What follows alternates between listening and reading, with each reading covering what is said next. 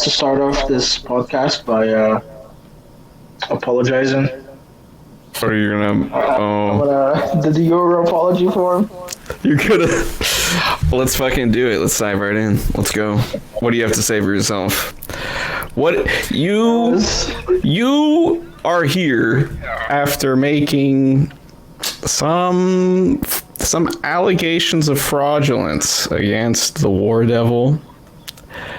How would you like to take accountability in this moment? I'd like to ask for a plea deal. I was unfamiliar with her game. Yeah, she's keeping it pretty secret. You know what I mean? Only truly the faithful. Yeah, it was a long road. The whole story, she's like supposed to be weak, right? And like regaining her strength. So it's all, you have to believe in the potential. But I mean, it's the War Devil. Like, come on. Be for real. How could the doubters like stick with that? That's so ridiculous to me. Like, what are you talking about? This is the War Devil.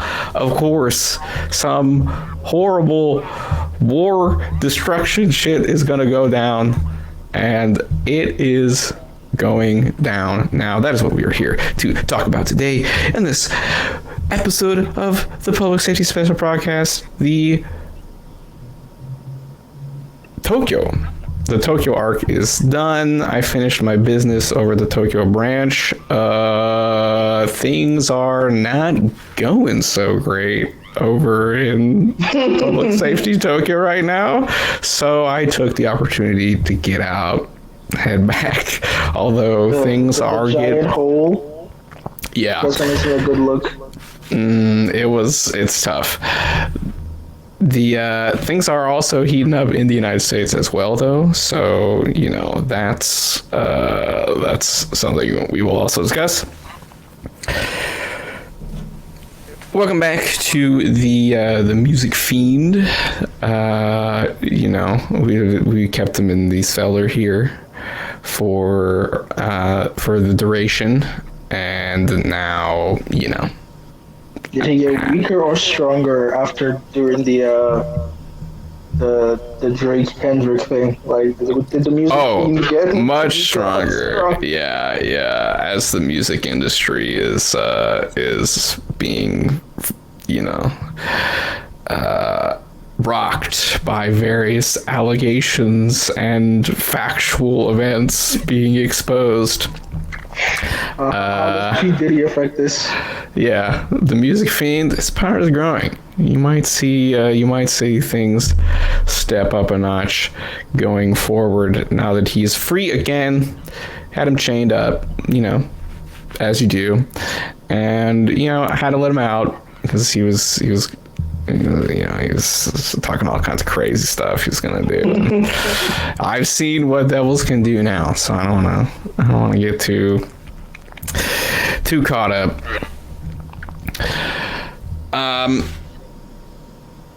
But welcome back again. This has been we had the break week off. This is a double feature because I got super sick, so I did not release an episode. So it's a twofer, including this episode. Welcome to the double feature. Woohoo! That'll be fun. That'll be interesting.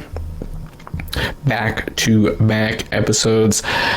This one coming in hot of the heels of chapter 177. We'll be talking about chapter 178. But before we get into that, I would like everyone to introduce themselves in the classic public safety fashion. Give your name, age, and devil contract. I am, of course, your host, Secret Doves, age 34, and my contract is with the War Devil. Chihiro, take it away. Chihiro, 26. My contract is with the Thank God No One Investigates Our War Crimes Devil. What? Yeah. Absolutely. That's team is Down on Migraine, and my contract. I don't remember what my last contract was with, to be honest. So I'm gonna have to make a new one because I'm a big fan of Mr. Age. So I'm with the Aging Devil for now. I'm a fan. Ooh. All right. Let's make some appearance. You okay with the guy sacrificing kids? It's your guy. Hey, you know what I mean? You do what you do it. Don't come at me. Don't. Yeah, I'm at the war. I'm at the war level over here. It's been a dark road. You know, you do what you got to do with the contract, all right? When you make a deal with the devil, it is what it is. Chapter 178, Gun Goddess. Let me get your overall impressions of this chapter, both of you. What does it say? Okay. What does it say? 11 out of 10. So, out of 10 even? I don't know. It's crazy. I saw someone complaining about the. I mean, I gotta say, you know what's crazy?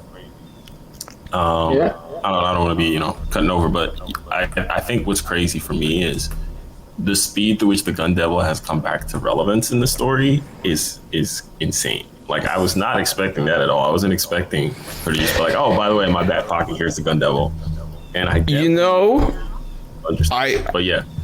I will say, speaking of the Gun Devil, yes, talking in generalities of the chapter, speaking of the Gun Devil, if you go back through the story, there are these moments, and people would talk about them. There are these moments when, like, guns are more prominent in the story than they definitely were in part one, and it's very sort of pronounced, and it especially has to do with public safety, right? Like public safety coming in with a big sniper rifles for Falling Devil, and the SWAT team rolling up on Nayuta, and there are Barem's hyper-realistic pistol. Yes, Barem's CGI pistol. I love that. It's so fucking corny. Guns have played a pretty prominent role in moments in the story, and we're sort of. I wonder if that will be resolved into something more explicit, or if it will be left as just sort of like this motif leading up to this awesome moment. I think either way it can be interesting, but it would be cool given how significant the Gun Devil and its role in the lore is. It would be interesting, and its relationship to Denji and Aki, right? Will we see anything with that happen?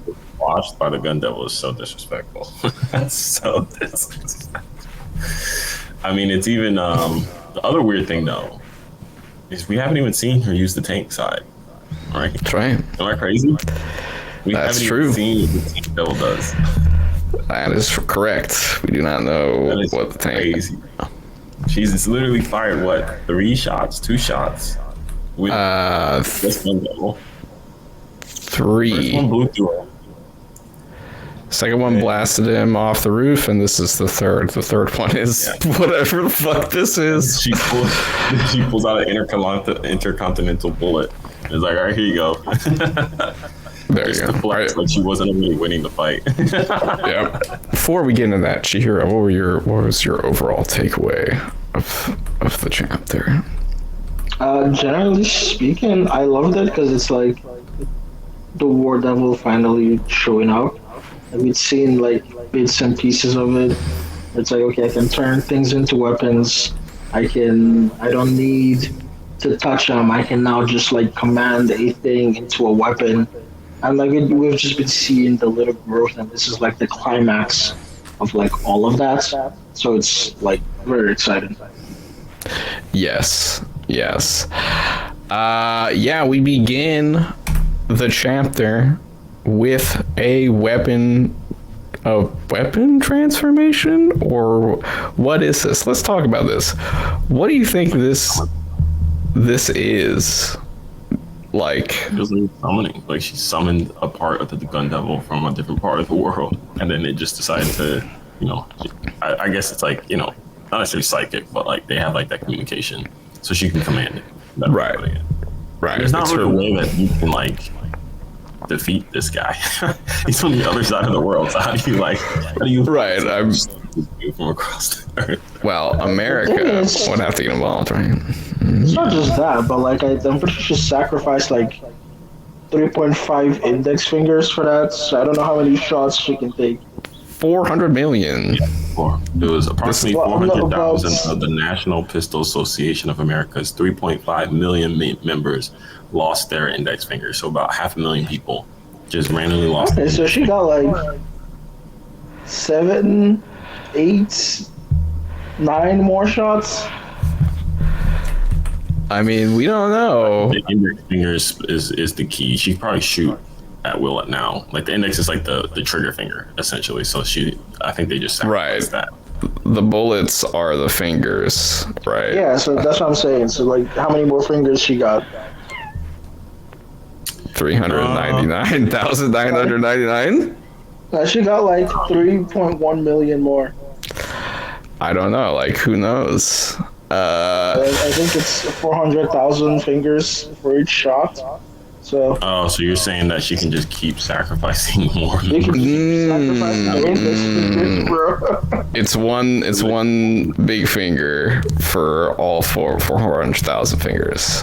Okay, I can see that. I kind of think the 400,000 fingers were part of the transformation, but we have no idea, right? Like that's what I'm talking about. I mean, if you just keep taking people's fingers, that would also be really interesting to see. What happens Yes. if the fight's over and they're like going to their government, they're like, why did we all lose our fingers? I'm These are the gun gonna enthusiasts, so they're not going to be particularly happy about losing their index fingers. No. but they're not gonna but they can't shoot, so like the government's not gonna do shit. It's like, what are they gonna do? Shoot me? Yeah, I mean, okay, let's talk about that though. Like, what do you guys think the mechanics of that is? Like, why was your being able to manipulate parts of the gun devil? It's like, okay, we understand how that works now because she's like the war devil and the gun devil is her child. But why can she what purview does that give her over the NRA members trigger fingers? Like, how do you think That they didn't make a deal with the gun devil either.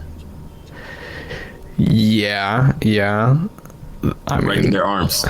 Right to make contracts with devils. okay that does. And I also think that it's the NRA worshiping guns, right? Once you worship, like, it's like you worship a thing that is owned by something else, and so by default, you're like disciples of Yoru, so she can just like do whatever the fuck she wants. And I'm guessing it's just in the contract, like how most things work here. You just like once you sign the like NRA contract, it's like Yeah.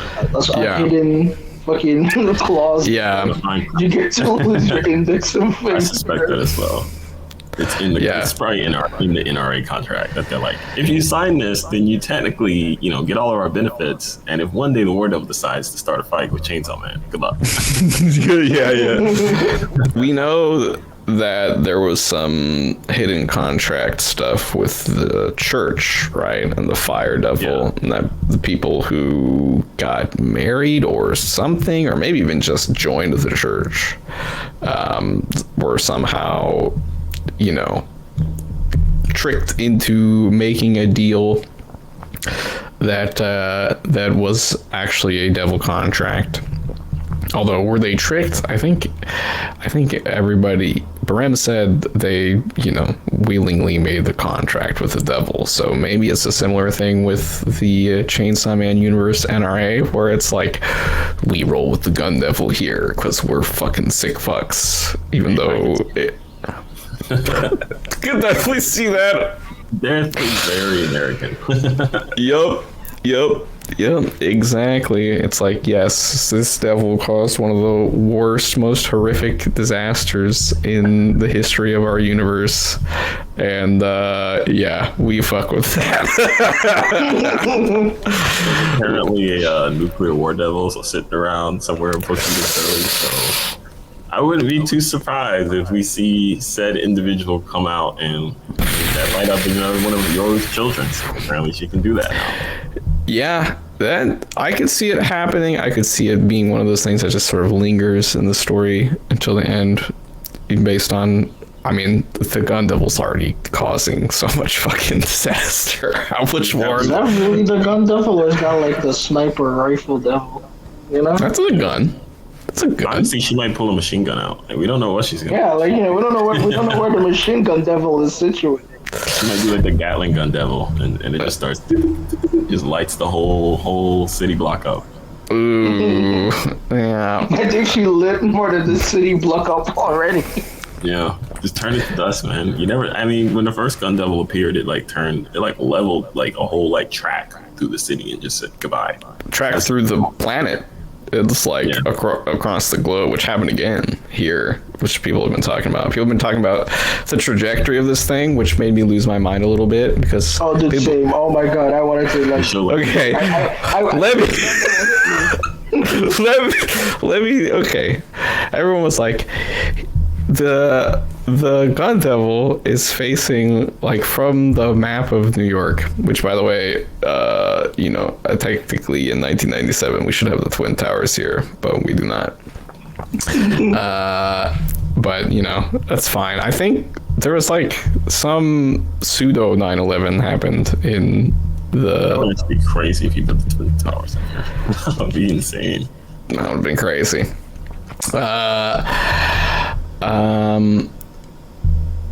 But people were like, okay, based on the background of the way the gun devil's facing, it should be facing southeast, but the trajectory to Japan is northwest, right? So if Fujimoto fucked up, I'm like, guys, the Earth is round, okay? Just look. He's a wanted devil. He can just look around the world. So he used the momentum of the Earth. Look, it's like, if you can go one way, you can go the other way. Especially if you can just fly in a straight line for apparently...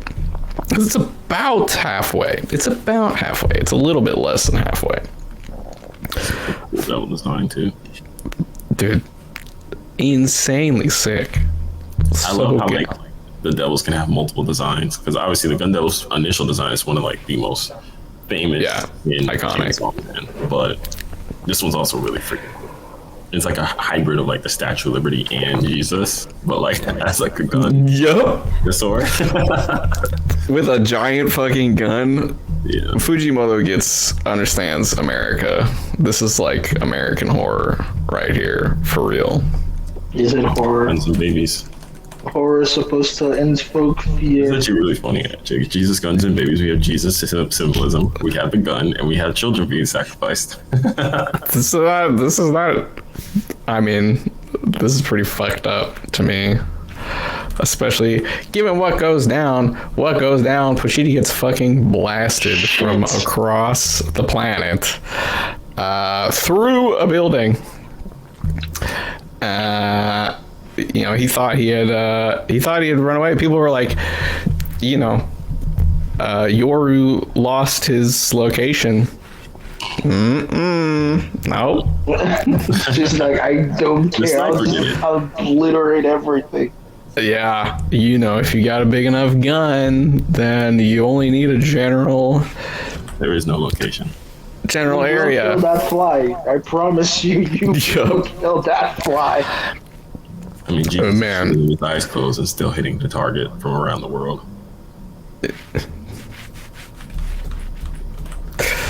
This is so insane. Such a cool double spread. There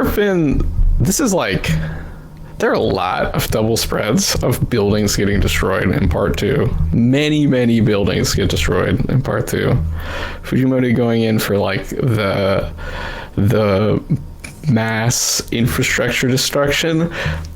Man, this guy, what? Falling Devil went crazy. Falling Devil like threw a building at them at one point. Yeah, Falling Devil through a building. We've had the rubble of infrastructure in the background of like the train scene. The Yuko destroys the school when she gets really big. She should. The aquarium gets fucking zapped off screen. Yep, it gets off screened, but it does go away. Asa destroys her home, right? She sacrifices it. Denji's house gets burned down. Very iconic panel. It's just a lot of, man, war, right? War, the destruction, destroying the infrastructure. Yes. I mean, think about it. We got Falling Devil, then we got Weapon Humans art, and now we get this. Like, Ujima was kind of on a, in terms of the climax of the arcs, I would say he's like very clearly on the roll right now. Yeah, I think all of the climaxes of arcs have been all very good. The downtime, I think, hit or miss, depending on who you ask. But the big moments are all fucking incredible, and this one seems like it's gonna keep going. Like, this is the whole climax, right? I think one of the things that has been frustrating about the story, reading through it in a way, is the arcs don't have like proper conclusions to themselves, right? Every arc sort of leads to the next thing and leaves like a mystery that we're waiting for the other shoe to fall on a lot of stuff. This chapter is a big one, a big moment coming through here at the end. Right after the whole block gets obliterated in that incredible looking spread, we get one of an iconic page now in part 2, I think. Asa with her, Yoru fires the bullet, and Asa, let's talk about this moment, yeah. And then it switches back to Asa. Asa regains control. Why? I think it happened because Asa got scared. But I've heard lots of different things. What do you think about this? Does Asa actually have control, or is he doing because Yoru's still there pointing. They have the same, either way it's fine with me. I was just a little bit confused because it seems like the scars go away. She wakes up, and then we see Yoru there, so I guess she does have control. I think it might be a case where we don't necessarily understand the mechanisms of their connection, because it seems Yoru is able to access Asa's memories, but Asa can't do the same with Yoru. So we already know. That we always knew. But like from that, so like just from the start, the relationship wasn't going to be like equal, right? Just from the beginning, because of the way the way the thing is constructed. Right? From the first words, right? It's not a if it is a contract, which people fucking argue with me all the time about, but if it's a contract, it is a very unequal devil contract, right? It is not Pochita style, like I will help you. It is your body is mine, right? Yeah, right. So you're so evil. So it's just like what makes Asa take control back Because, So like, if we go back to the only established canon thing that makes Asa take control, which is why I thought this, is fear. When Asa is scared, Yoru loses control. I thought it was pain, because I think when she kept hitting herself, Yoru was No. like, She can't take control when she's afraid. Like when the Bat Devil was there, No. she couldn't take control. Pain lets Yoru take control because the pain distracts you from the fear. Right? That was how it worked in The Falling Devil. But then Asa took control back again because Yoru hurting her made her scared of Yoru. Right? And I think this is like, we're back to that. Yoru is now scared of Yoru again, which is like,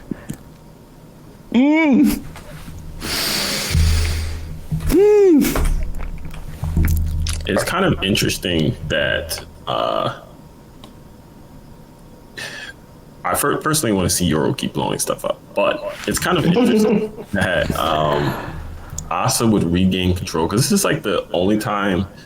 This is like the last time. She's pointing her right hand, so like she hasn't had an arm in like 20 something chapters, and now she has two gun arms. She has like two like devil arms. that's right. And then there's the fact that Chainsaw Man is being fed blood by the aging devil and about to erase the concept of aging, which then raises the question of, if Asa's in control, is she really gonna fight Pochita? You know what I mean? Like, I don't really know the internal. I mean, some people would say she could definitely do it, but I'm gonna go with that's probably not the best idea combat wise. I think Yoru was handling things. Maybe we just need to, hand things back over, hand the controller. I think if the fight starts, the pain is gonna bring Yoru back out. Yeah, that would be preferable combat wise. Sure. Yeah, it's Autopilot. it's a whole mess of a situation. Again, the story is so unpredictable. Especially because the power system is so opaque. Like, what will happen if Pochita eats? We'll talk about that. It could be anything. And then we had this line. People were, how could I forget Yoru's the devil? Now let's take a brief aside here, because this is, many people called this out as a reference to the Shibuya arc of one Jujutsu Kaisen. Yes, JJK. That's a line. Series actually. I think it's times. Yeah. How could I forget? These guys are curses, and they always will be. Line from Itadori Yuji. And people were noting. Wait, was that from Shibuya? I think that was before Shibuya, right? He says it 3 times. There's the time where he fights Mahito, and Mahito turns Junpei into. Yeah, that's what I'm thinking of. Then Sukuna destroys Shibuya, and he lets him have control back. So it's like the tattoos on Sukuna's face disappears, the scars on Yoru's face disappears. Yuji sees the crater and panics, and then the third time is when he, spoiler alert, when he does the big switcheroo. Yeah, and then he walks through the place. Yes. But let's take a brief aside. JJK. That Fujimo's also is doing something similar, but I think it's different enough that it's not it's just more of a reference to them being. Yeah, it's a little homage, maybe. Maybe. I mean, it's also just they're both doing the devil demon curse inside you, right? So this is a moment in that kind of story. But it also makes sense because, like you said in the beginning, it's like Yoru hasn't done anything. Right. Waiting for Yoru to do something.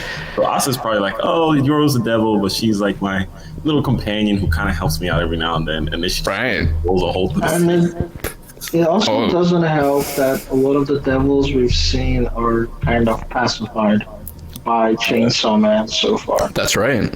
Bucky, And right? The first exactly. devil in part 2 is not a threat. He's just a fucking. It's a world where no one is. The devils aren't taken seriously as Even though, like a 20% threat. of the deaths are caused by them. That's right. That's right. The hero Chainsaw Man saves everybody from devils. Oh, I love this fucking story, dude. It's gonna. To reread is gonna hit. Wow. Speaking of like a thing that people don't take very seriously but kills a lot of people, and Yoru just pulled out recently. Um, you know, lots of parallels. I mean, there's so much, you know, not to get too, not to talk too much about reality, but the fact that we have this long meditation on war that Fujimoto began in 2020, and since then a lot of stuff has happened in the real world about related to war. Or never changes. Yep, destruction of infrastructure, you know, children dying. Wow, this is To the Gun Devil too. yep, this is pretty fucking. It's pretty wild. Rize soon. If we're talking about real world Rize soon, then Yeah, maybe. Rize might need to stay home. I have changed my opinion about. Ooh. I have changed my opinion. I'm big. I wanted her back, but now that I've kind of seen, what's on the battlefield at the moment, let's keep her till we get back to the downtime. See, I saw the vision. Ask Doves. I was always a reason should stay the fuck away. Okay.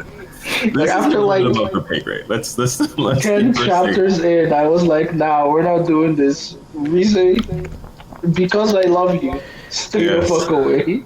We want you to stay home. We saw what happened when you went up against Pochita, and we're seeing what happens when Yoru goes up against Pochita. Okay, well, okay. When she was not of her own mind, though. Those are not her skills on display. This is fair. This was Makima's manipulation, right? Although we don't, I don't even think Quan Chi can do anything against these guys. I should probably not say that because she might pull up and like go crazy on the battlefield. You don't say that. You're crazy. People were calling me crazy. Okay, I will say people were calling me crazy when I said Quan Chi could jump in this fight, and they were like, "Pochita is too goated. Pochita is the one that will obliterate her. Pochita obliterated her before. Oh, well, who does she really need to worry about, huh?" Like a giant crossbow devil from the middle of the mountain somewhere. Then maybe she could like hop in there. I Yeah. think it could be a case where. Oh shit. Okay, so I'll save the predictions till near the end. Okay. Yeah. Okay. Yeah. We'll get to the predictions there. So, long story short, Pochita gets blown to bits. Okay. Just obliterated. Holy fuck. People were calling. Seen him that just done. Yeah. People were calling. This is a one shot. Yes. Because it's the second weapon. The first, the gloves didn't one shot him. The second one is gone. Well, okay. No, he was weakened. He ran to get blood because he was in trouble because he got blasted to the stomach. My mouse were. Like, I think his head is left. It's a one shot. Yeah. Yeah. Look, He looks like Kaneki after that fucking chapter where he just got fucking new fucking nugget and just like ripped to bits.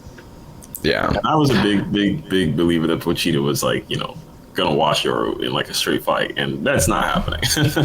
Wow. That's Yeah. the foreman, I was like, and people were like, oh my god, you're I was like, Literally everybody said that. They were like, Pochita owned all the horse sisters before. He owned them in hell. No, Pochita did not own them in hell. By the way, Pochita got so fucked up he almost died, and Denji had to save his life. Right? That's how he turned into little dog form instead of his black chainsaw form, because they fucked him up. Right? Interesting. That's true. He was injured at the beginning of Chainsaw Man. See? Fucking Chainsaw Man fans don't read Chainsaw Man. Again. And that's Again. prediction. That's where my prediction comes in, but like I don't know. We need to know Makima's backstory. How does this all connect to Makima? That's what I want to know. I want to know this. No, you're just like every other fucking Chainsaw Man fan. I don't think we need. Bring back Makima. Where is she? No. We know where I just need Makima the is. flashback. I would be interesting. I don't think we will get it though. I don't think we ever do that. Well, we haven't seen Nayuta, so maybe when Nayuta comes back, he'll find some way to connect it. Like we don't. That's know. right. Maybe when Nayuta definitely comes back. He's 100%. She's 100% coming back. That. And he's with Barrow and his history, his little foolhardiness. He's a little deceitful guy. He doesn't. Yeah. We've. Wow. Yes, Yoru absolutely obliterates a section of Tokyo. It totally collapses this huge section of the city. Pochita is caught in the blast. I mean, I guess you call this a one shot, but this is like basically, you know, bombing a whole fucking block to hit one guy. So yeah, you know, all right. Fair enough, you know. He couldn't take that one, all right? You know what I mean? Look, it is what it is. She sacrificed 400,000 index fingers for this one. Yoru was just laughing. She's having a good time. You know what I mean? It's you know, as a Yoru fan, it's very mixed feelings because she's having fun. But like, this is not a good scenario. You know what I mean? This is a disaster. But that's, you know, that's the sauce of the character. You know, the evil, the concept of war coming back. Ooh, yes. And it's been so juicy. It's been so good. The payoff of the Yoru time bomb in the story has been really, really nice. And it's only getting more interesting because Pochita is not down for the count. Pochita has been down before, blasted, chopped up, stabbed, sent into space. Chainsaw Man, he may go down, but he gets back up, and this time he's getting back up with the help of the aging devil. Don't forget. Yep. Don't forget about that. We need it. Eat him. Yeah. Eat him. This is what I wanted. I want him to eat the aging devil. Aging devil served himself up on a plate. Let us see what happens. What you want to show me? Okay. Do you think Pochita eats? Does Pochita eat?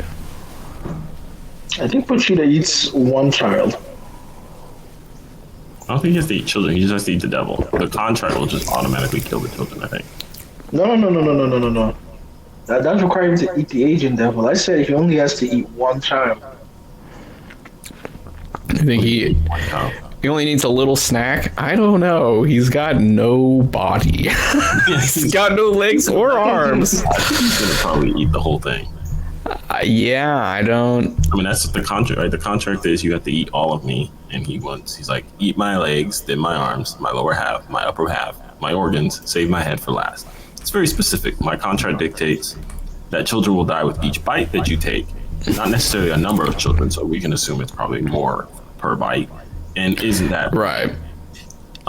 You understand, don't you, Chainsaw Man? There's a white box That's the mirror. Yeah. Is that a mirror? Yeah. Oh, okay. There's a mirror. Then in the mirror we see the children, and then he says, "Now eat up." Okay. I was wondering what that. I thought that was like omitted content or something. No, this is the aging that will just take in. You know, he's got to watch. This is fucking sick freak. The children. I think that is probably just why he wanted the head to save the head for last. He just wanted to see all the kids get killed. Wow. He's a sicko. He's a sicko. Devils are fucking sickos. These are devils, and they always will be. That is. you know, that's a big. Okay, I actually want to go back to this moment of Asa realizing that, recalling that Yoru is the devil, because I saw a lot of people being like, Asa, you're so stupid. You know what I mean? How could you? What do you mean you forgot she's a devil? But okay, here's the thing. Over the course of the first part of the story, when Asa's in focus, the big development with her character is her attitude change towards Chainsaw Man, right? She starts off, she's like, fuck Chainsaw Man, fuck these devils, fuck, you know, the government, fuck society, right? And then it changes, and she starts sort of like bonding with Yoru, right? She starts like confiding in Yoru and like using the war devil power to transform the aquarium, and and then she, her feelings about Chainsaw Man change, right? She comes around to Chainsaw Man. So I don't think it's that she like literally forgot that Yoru's a devil, but it's just sort of like she forgot what it means for a devil to be a devil. You know what I mean? Like she forgot the impact, the consequences of what. Go ahead. I think just by and large, it's not just her. Because the entire story sort of forgets what the fuck devils are. Mm-hmm. I mean, yeah, the big devil that people kind of forget is actually a devil that is like at the center of the story. It's like no one ever talks about like Pochita being a devil. Like, he never really shows. Like, we see him F people up, but we don't really see him be evil. You know what I mean? Like, Pochita doesn't really do completely evil things. Like, he shows up in front of this girl. He's like, I'm not gonna kill you. I'm only gonna kill the devils. And the only people he's actually effed up so far are really the devils. He goes to Kobini's like little restaurant, and he has the whole. He killed a lot of fucking bunch of people. Well, he didn't kill like, right. He didn't kill Kobani, but he killed all of her coworkers. Now they were, one of them was like everyone that caused her distress. He just murdered right off the bat. Yeah. And he killed 3 guys not too many chapters ago. 3 spear-wielding chainsaw monster hunters ran up on Pochita, and they do not have their heads anymore. That's self-defense. Yeah. But, That's self-defense. Yeah. But he's not going like, with chainsaw massacre on, like, random No. Not now, but I will say, in the universe, in the story, yes, I think people don't. We've seen Pochita be a little questionable, though. A little questionable, but he's not. Yeah, it's not just Pochita, right? Because if devils were commonly believed to be like a thing you should care about, there wouldn't be at the start of like part 2 all these like, oh, the end is near, the devils are gonna kill all of us. Like, at the very start of part 2, they bring a devil into the classroom. You know what I mean? Society is a little bit. I think the mainstream and the media is on like a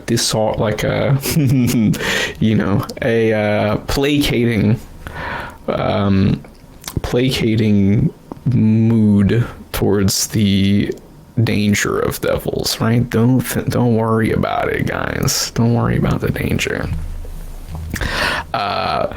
And Asa kind of gets caught up in that. She gets caught up in the mainstream, right? Oh my god, the story is actually so fucking good. Holy shit!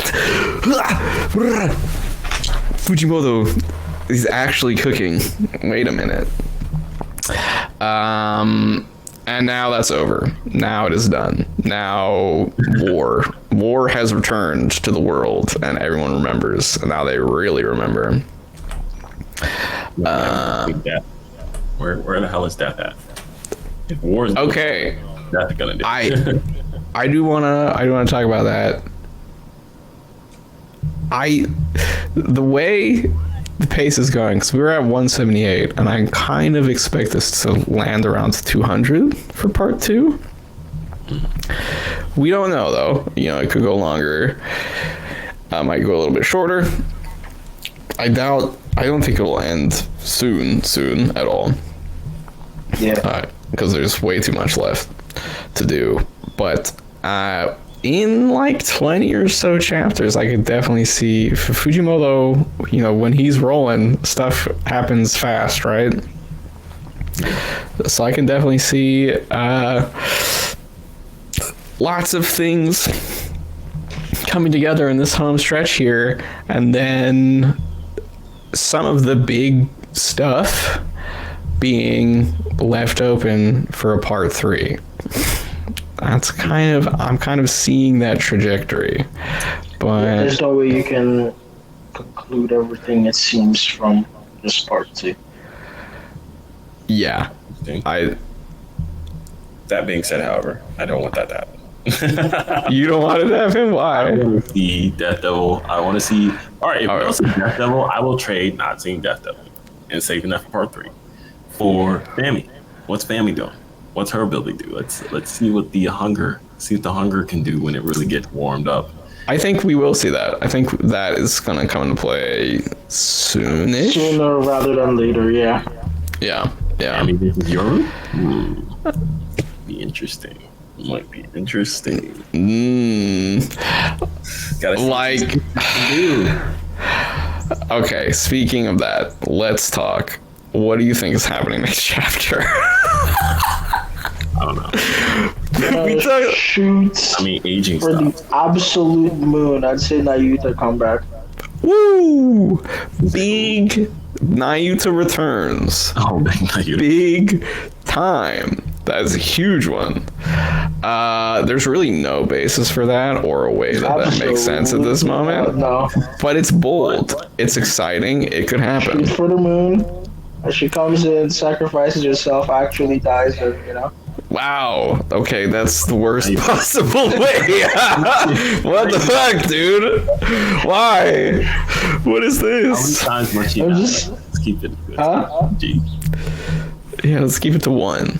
We only need 1 Nayuta death, please. God.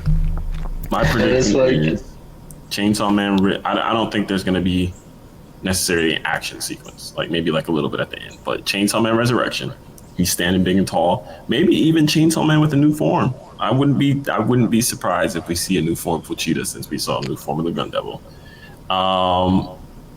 Aging stop, and or whatever the consequence is of eating the aging devil. That's going to be something. Could be something that is very subtle that we don't know about until after the fight, or it could be like the moon changes colors or something. We don't know what Fujimoto's going to do with that. Right.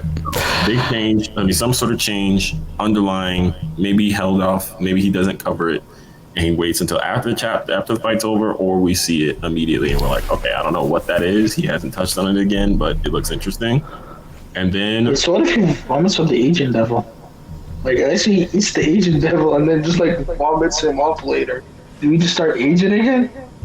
yeah, that's a decent likelihood that will happen. I don't know if he's gonna have the entire rest of the series be that Denji never ages, Asa never ages, but it is kind of an interesting idea. Or it could be like, for example, like the higher ups or whoever these people are, the public safety people, Right. like they want to live forever in theory, like, right? Like that's why they want the agent devil contract. But like, would you really want to live forever if you're like 100 something years old already? You know, like there's like a guy in like a wheelchair. Well, when they you know, made the call, the question they asked was, would it remove the effects of aging? Not just would it make you, like, it's not just that people don't age from now, it's that being old goes away. Everyone is just young forever. You know what I mean? That could be one of the effects. Maybe we'll cut back to what's her name, Fumiko, and and it's all surrounded by, spry young men, right? They're all back in their back in their prime. They're all babies now, bro. Just talk about like we can be looking at a main antagonist coming in here, or at least a partial. Yeah, everyone reverts to baby. That would be pretty crazy. A little bit of One Piece in here. Possibility. Very, very much something I doubt, but a possibility. And I think the last thing was, Yoru and Asa conversation. And then like the end of the chapter is probably going to be Yoru versus Chainsaw Man Part 2. Set up. Getting like, yeah, let's go. I don't think Pochita's going to eat the Aging Devil. Okay. I think that's going to remain a something hanging over the story. I think a different character will come in and offer themselves up. I don't know who. I don't know. Yeah, I don't know who it could be. There's different possibilities.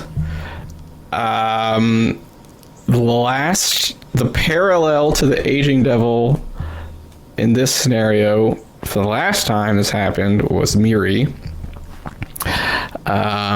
Interestingly.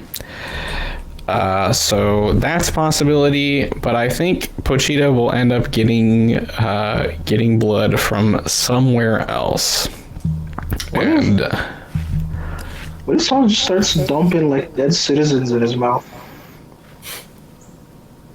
I mean, that's not like a whole lot better than the than eating the kids, but it is better. It is better. It is. Yeah, they're already dead. So right. To some degree, the contract has been made. He is putting the blood directly into. Yeah. His mouth. Yeah, I can see it happening. I think that might be. That's so fucking. That's so much for Pochita, right? Like, to put that on like Yoru, who's like a villain. She's obviously fucking just committed like horrendous act of mass destruction. Right, and has done in the recent past, done all sorts of horrible stuff. She's been building up her negative cred as a devil for the last stretch of the story, leading up to this. That's one thing. She's the war devil. War is horrible, right? And there you go. It's happening. She is playing out that role. But to bring something like, killing a mass of children to Pochita, man, that's I told you. That we're gonna deal with that in part 3. Mustn't forget. Yeah. His dark moment yet. This could be it. That's true. That is true. This could be. I also think there's just a lot there with Denji's character, of his childishness and his childhood, that the concept of and him being it makes a lot of sense for the aging to, at least for like a couple chapters, like a volume, to go away and then be like return. And then Pochita, right? Pochita and Denji's moment in like the mind alleyway, right, where they wave at each other, and then imagining Pochita as like protecting child Denji, sacrificing other children for your own child. Ooh. I mean, Child Denji has shown up in 2 forms, right? He's shown up in like the actual Child Denji, and then he's also shown up traumatized, like evil Child Denji or whatever the one who plays. In Denji's mind. Yeah. We can cover that. Let's see. I mean, I personally think that the last time Pochita was defeated, quote unquote, we got the power scene, right? That's true. We got the power in the crash scene. That's true. That's why I'm saying that. Nayuta comes back. Okay, all right. Full circle. Yoru is listening. Do not show me Nayuta in the trash can. Oh, I yeah. don't think she's going to be. On the trash can. No, thank you. Yeah. We've all said our piece. Wait, one last thing. Okay, when Yoru goes like the bang, right? Yes. I noticed something that no one else has brought up. Why the fuck are her lips so dry, bro? They're dry. They didn't eat anything. They didn't have any sushi. Hungry. Dehydrated. Yeah. Hungry, dehydrated, didn't have anything to drink, didn't eat anything. Hungry, right? So, and I guess maybe they just got their like Empty mouth stomach? back or something. Yeah, also their mouth was deleted and just came back. It's a fresh mouth, you know what I mean? It's like you gotta break it in. Yeah. That is true. Dry lips, the least of anyone's concerned coming in the next chapter. Who the fuck knows is gonna happen? This chapter, big time destruction. People are also talking about Pochita. Pochita's lifeless body looking like Gojo. So let's take a brief moment here to step away from Chainsaw Man, because today, actually, officially, the final chapter, the last chapter of Jujutsu Kaisen is I have coming down yet the to line. read that chapter. Oh, you haven't read it? I haven't read it yet. I have only seen the memes. I have just had a busy ass week. Fair enough. Yeah, I don't think it's out yet, actually. it is not. actually? It officially drops in about an hour and a half. Yeah. Okay, then I really couldn't read it then. Yeah. So wait, where did all the memes come from? Is it just leaks? Yeah. Leaks. There's a translation is out. One of the translation teams has done it, as they do. It's done. Give a shout out. Migraine. How did you feel about it when it's all said and done? When it's all said and done, I think it's going to be received much better than it was initially. JJK fans have a tendency to overreact to leaks. I don't know if you've Yes. that. That's never happened. That's kind of one of the things in which they're known for, is when the leaks come out, they react before they have actually read the English translation. And this was actually one of the worst leak nights, ironically. The last couple leak nights were terrible, but this one was pretty bad because the main leaker, Miyamura, I don't know if I should say that, but, Miyamura, in case, Air him out. watching, he had family pass away. So he's actually been gone for 2 or 3 chapters now. And there's like a collection of other leakers that are only like part-time leakers, and they are not very good. And they basically dropped like the 4 most useless pages of the chapter and said nothing happens in the chapter and this is a bad chapter. And then they went home. And then Wow. the next day, the actual rest of the chapter dropped, and there was some pretty important things in the finale that I'm not going to spoil, but there were some pretty important things for some pretty important characters, and some really good work for those specific characters. Not necessarily everyone else, but like for those specific characters, it was like, oh, okay, yeah, this makes sense, and it's a good conclusion to this character. But people were going off of the previous day, in which the leaker said nothing happened, and so that's where the real start of the JJK has the worst ending of all time started. But to be fair, Gege announced that the series was ending in 5 chapters like a month and a half ago. Yeah. It was a big surprise to everybody because we were kind of in the middle of the final fight.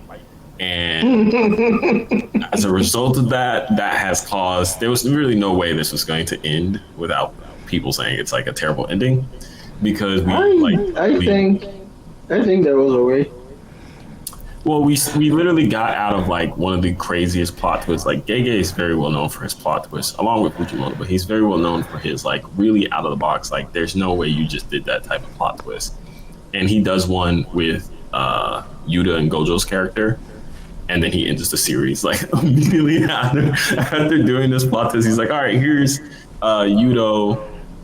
Yuta and here is Gojo, and we're gonna do a really cool like sort of plot twist that is like, ooh, I couldn't believe you did that. And then he's like, all right, cool. Now that you've seen that, here's Yuji's domain, and the series is over. So I don't know. It is what it is. I think that the series is probably going to get rated not as high as it could have been if the ending was strong. Let's say that. I personally, yeah, go ahead. Personally, I think like it's just how quickly like 5 chapters is. Like it's not like it's like 30 pages. It's like 17. Yeah. Right? And it's like 5 of that's the end. Like so much happened in like the last couple chapters that it's like I don't think it was like possible to end everything in 5 chapters. And it doesn't really help that like I'm pretty sure one of those was like the Yuji doing the last rites for Sukuna. And it's like, hey, you could always just not be the worst fucking thing on this planet. And Sukuna's like, nah, fuck you. And it's like, alright, bet. You know, like That's basically what happens here. no, but that's a whole chapter. So now we have like 4 chapters for a conclusion. Right? You know. There were definitely some missteps along the way, let's say that. No, you go ahead, yeah. I've been off JJK for a very long time. Since around the end of Shibuya. Although, interestingly, my favorite character apparently has a moment, I won't mention who, in this final chapter, but has a moment in this final chapter, so I'm interested to read that. I would say overall the conclusion looks solid, looks steady. It is sort of I think every time I talk about JJK, I sort of end up saying the same thing, which is that the story and the plot writing is really, really good, and the characterization within that is really, really good, but I always feel like the ideas sort of stop a little bit short of where you would want them to be. You know what I mean? I was reading the chapter and I was like, yeah, he was right. you told me this last time we had the conversation, and I'm reading the chapter and I'm like, yeah, this idea was really cool, but it didn't go anywhere. And I was like, oh yeah. Yeah.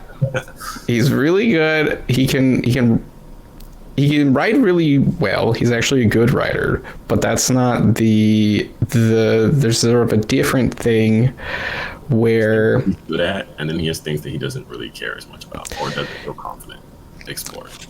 There's an element of like, what would I call it? Like analysis, like literary analysis that not every writer does. Right? You know, I don't think like a guy like Tom Clancy, right? He's not fucking, getting real deep with his story writing. You can analyze Tom Clancy's stories, but there's not a sense that that he's doing that, right? But he sort of stays in that zone. You're like, okay, this guy's just writing like pop, schlock, thriller, conservative dude, exciting books, great. But Gege kind of he dips his toe, right? He alludes to bigger ideas. Yeah, he brings things in, and you're like, oh, that's so sick.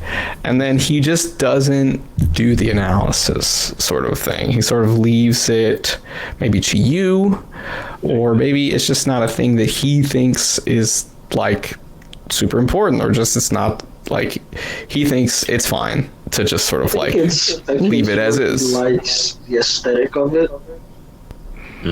That's a good way of putting it too. So he brings it in, but like He likes And what this is my problem. Yeah. This is my problem with not just JJK, but like when we talk about literary analysis, a lot of like the stuff we see in Chainsaw Man as well. When people bring up themes and they bring up these metaphors, and it's like at the end, what are you trying to say with this? It's like, oh, this thing brings up themes of X, and they'll show me all the examples, and I'm like, I believe all your premises, but you have to make a conclusion with all of that. And Right. just showing me a theme is like, okay, here's your Yes. 40% in like English class. Like, where's the rest of the essay?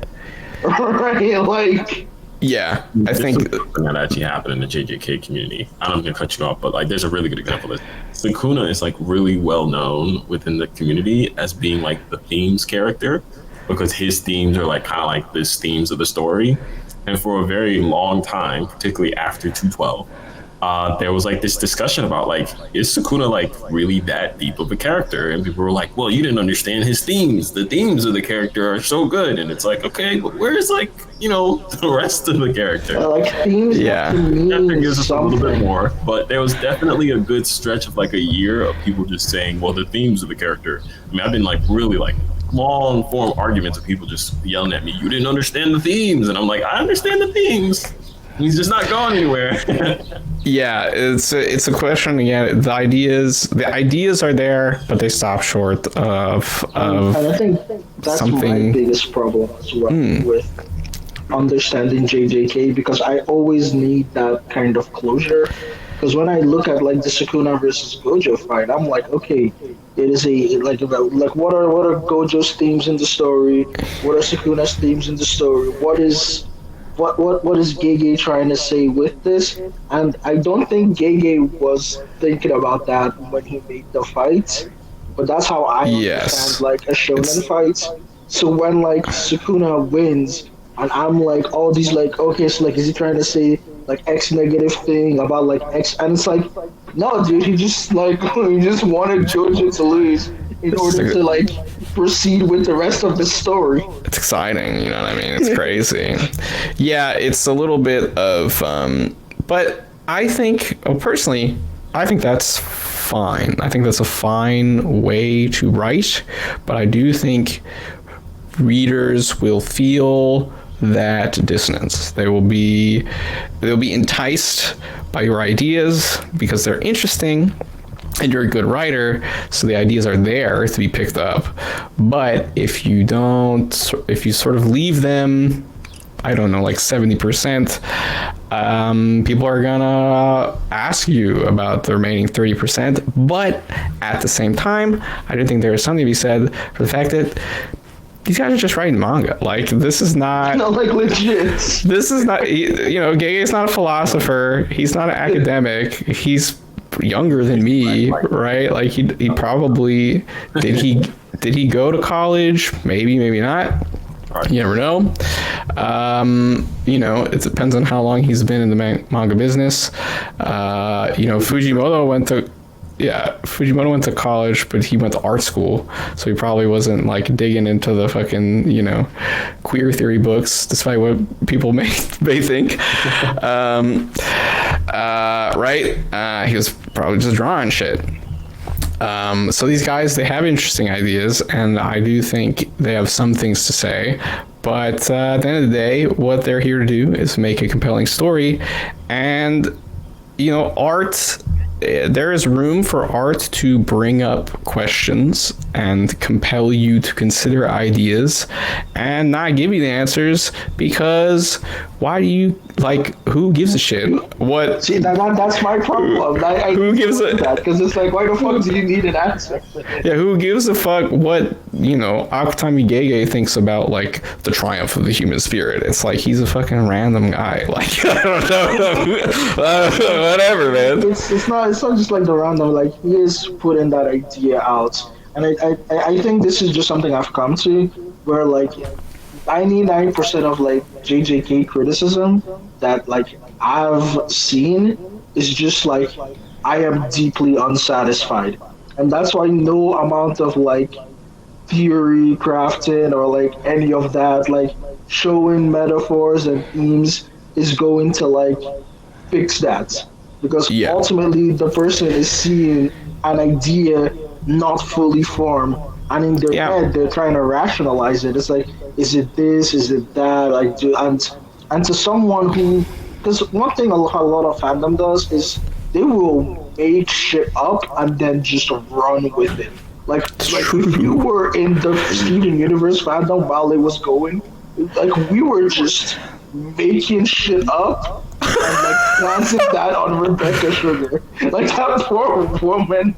Like I mean, that's definitely happening to JK. There's like 7 or 8 ideas in the fandom that are just not in the manga, and they're just like, Yeah, I saw a few people talking about like the merger and how important the merger was, and that just like literally didn't happen at all. like literally, so there's we will okay, just like, make so there's a shit couple up. things that Giga does. So one, what I think happened with the ending is that he does conclude some of his ideas, right? He does conclude like he has this speech. I know you haven't read it, but like there's a speech between Yuji and Sukuna that does sort of conclude an idea that's been in JJK for a very long time, which is the value of life. And so he talks about how like living a normal life is fine, but not fine for someone like Sukuna. So Sukuna can never like live that life. But then there's also the going south versus going north thing that he does with Gojo.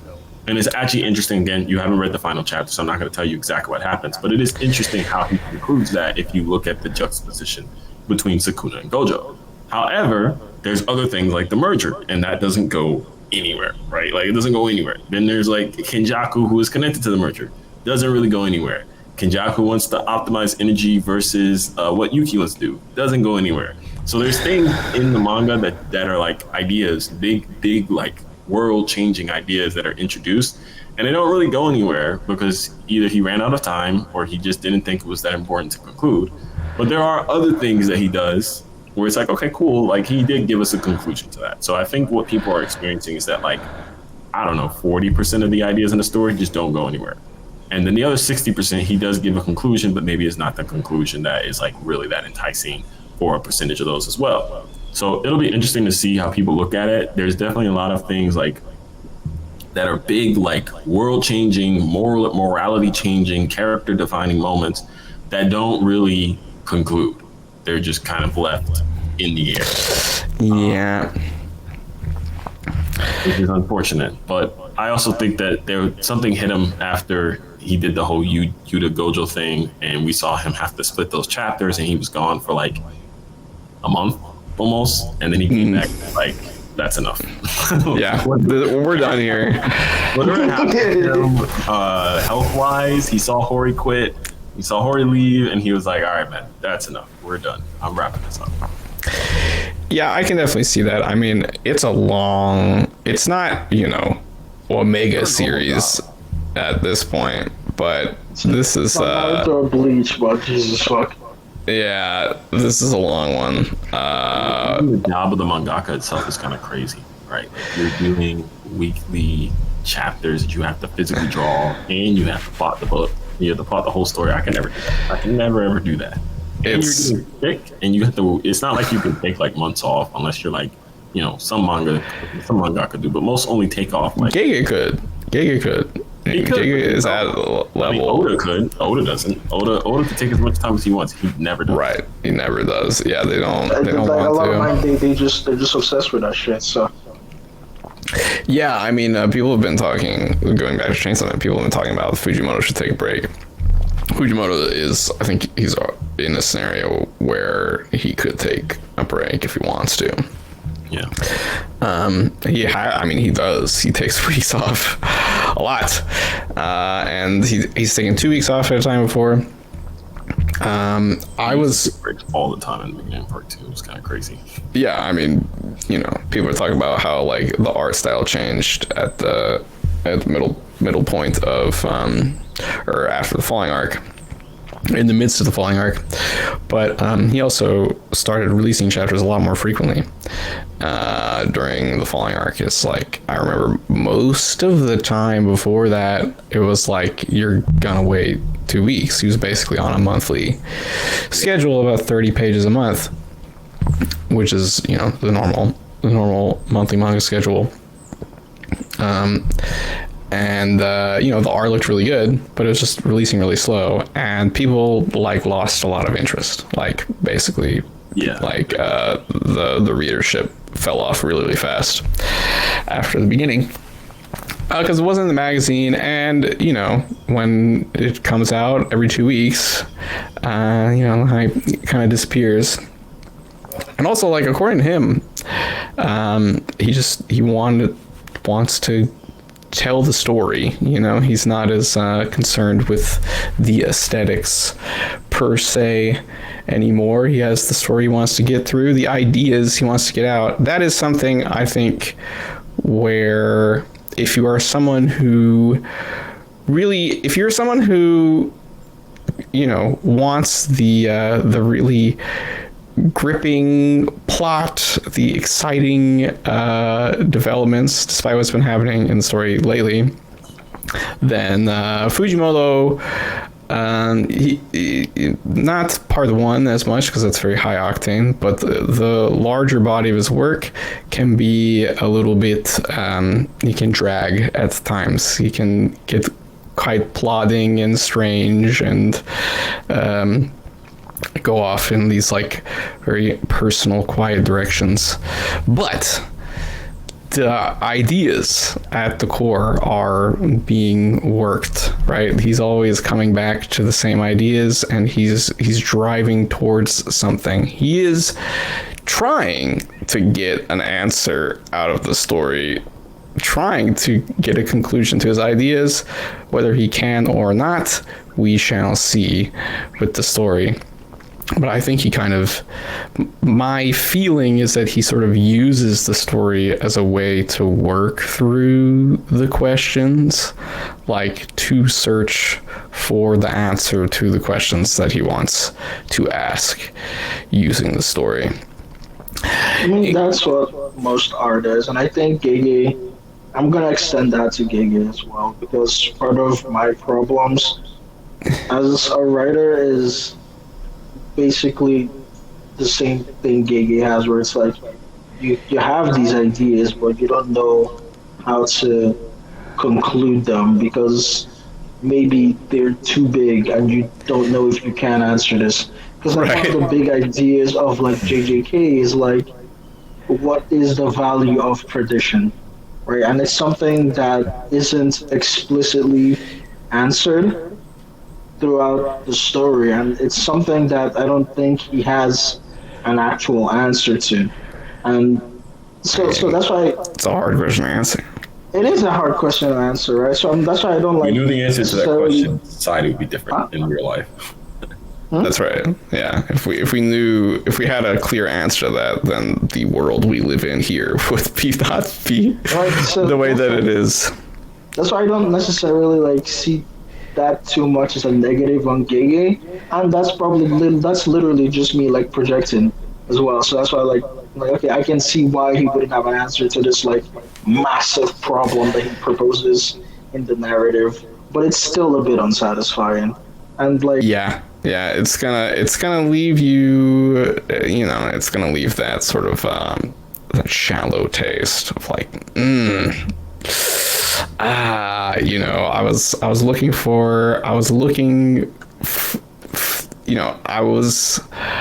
I see the question posed here, and then the story just leaves it hanging. And this is not a really for as like focused on excitement and twists and turns as the story is. That kind of stuff is actually usually pretty like unusual. Most of the time writers will sort of just offer platitudes. They'll just say some really basic shit just to sort of, so that people don't walk away with this feeling, with these questions, with these feelings. But it was annoying me as well, because I feel like my intelligence is being insulted. Right. It's like, but I think it's a little bit of just like, I've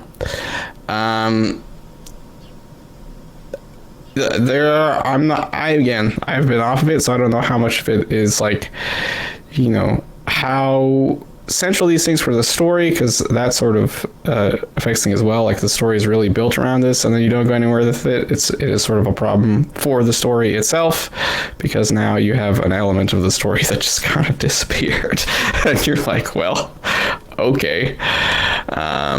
So there's that, but you know, sometimes as an author, you just gotta say, there's a kind of courage as an author to say, you know, you brought this thing in and you got down to it and you're like, I don't know. You just move on. I don't know. That's why I don't move on. Too much flack for that. Because yeah. It's not something that a lot of people will like even allude to, and he's just like, yeah, dude, I have like thoughts about this. Like they're not like fully formed yet, but like, yeah, this is a thing we should probably deal with. Yep, and you know, you give it the ideas there in the story, and if it goes further than that, it has to happen IRL, which I know fandom hates that. You know what I mean? Fandom hates having like the ball in their court, so to speak. But speaking of the ball in courts, the ball is in your court. To come back here next week for another episode of the Public Safety Special Broadcast. We will not be talking about JJK again on here because it is done. Salute, you crazy cats. You know, you created a mega hit, which is most people never even ever get close to doing. So definitely one of the definitely, regardless of your take on the story, definitely one of the top mangaka in Jump history at this point, in a very, very short list of artists who have made it to the very, very top of Jump. So congratulations on finishing that story. Congratulations on some really great characters and a very cool power system. And you're done. You're free. Don't listen to these fucking losers. You did it. They didn't. Get wrecked, everybody else. When we come back here, we will be talking about the next chapter of Chainsaw Man, which is coming this week. No break week. 3 in a row. Oh my god. What the fuck is going to happen? Nobody knows. But we will be discussing whatever it is. You know, like, subscribe, comment, do all the things. Thank you to both my guests for coming on the show. Thank you to all of the listeners out there. This was a Public Safety Special Broadcast. Goodbye. See you later.